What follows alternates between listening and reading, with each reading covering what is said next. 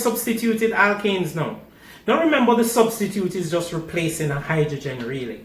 Right? And before we start that, I just want to show you the prefixes for the substituents. Okay? So for chlorine, it's chloro. For iodine, it's iodo. And for bromine, it's bromo. There are other substituents, but we're just going to use these ones to just make sure you understand the procedure and not complicate things for you. Alright, so let us proceed. Now, again, this is kind of similar to naming branched alkanes. So what you're going to do first is count the number of carbons in the longest carbon chain. Alright, so let's do that. 1, 2, 3, 4, and this one is already numbered for you. So we realize that this now is going to be 4 carbon atoms, and so the prefix for 4 is but, and then the suffix is ane. So this is butane.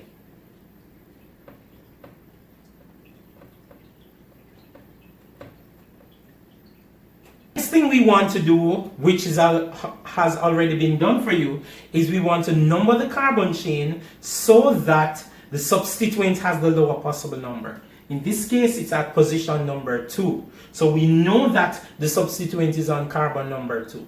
Then we want to identify the substituent. In this case, it's I. The prefix for I would be iodo. So we can then write iodobutane. Interesting. But wait, we need to tell where this iodine is present. And of course, it's on carbon number 2. So we put 2. 2 iodobutane. That sounds nice, doesn't it? Alright, so we're moving on now to our second example, the one which looks so complex and scary. But let's just look at it really. First thing, count the number of carbon atoms that makes the longest carbon chain. 1, 2, 3, 4, 5, 6. 1, 2, 3, 4, 5, 6. Whichever direction we go, it's 6. And the prefix for 6 is hex.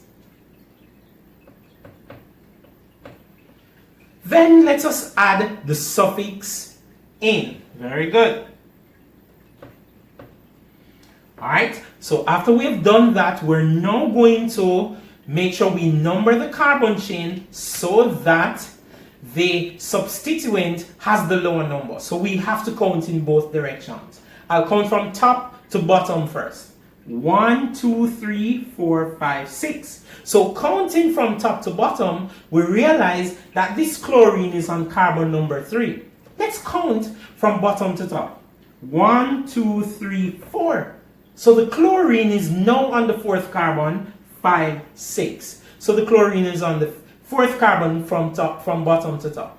Alright? So it means therefore that we need to number this carbon chain from top to bottom. Let's do that. Little black marker.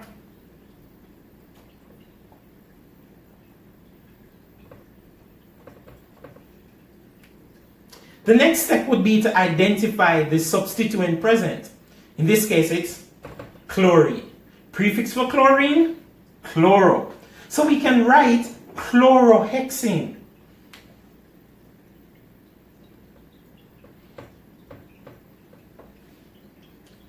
Then hold it. What is the position of the chlorine group? 3. So we can put 3 chlorohexane. There you have it. That's very good. Very good so far. 3 chlorohexane. On to our final example. Same thing again. Count the number of carbons to make the longest carbon chain. 1, 2, 3. 1, 2, 3. Whichever direction, it's 3. So we can write our prefix and then our suffix ane. So it's propane. Then let us ensure we number the carbon chain so the substituent has the lower possible number. 1, 2, position 2. 1, 2, position 2. So this one is really very easy, right? So it's on position 2. And so therefore, we now will identify the branch. Br, bromo, the substituent rather.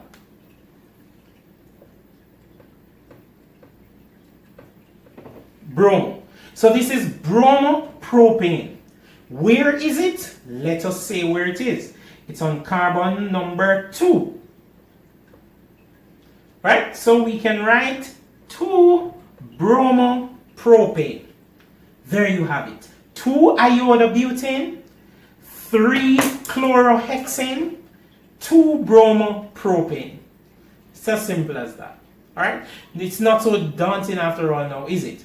Now let us proceed on to our final group of alkanes, which are the cyclic alkanes. So, our cyclic alkanes.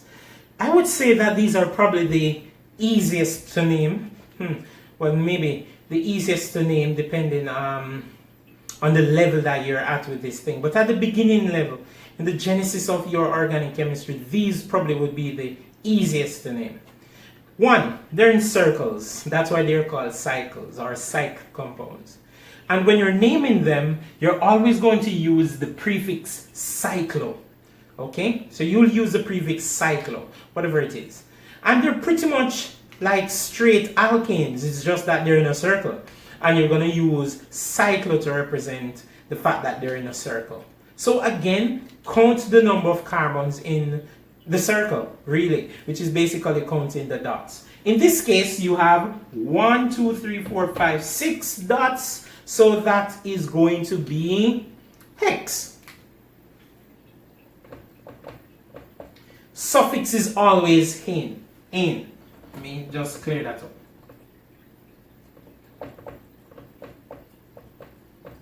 So this is hexane. And then all you need to do is add the prefix cyclo. So it's cyclohexane.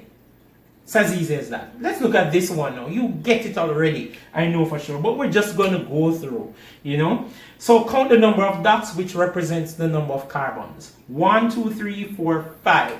So this is pentane.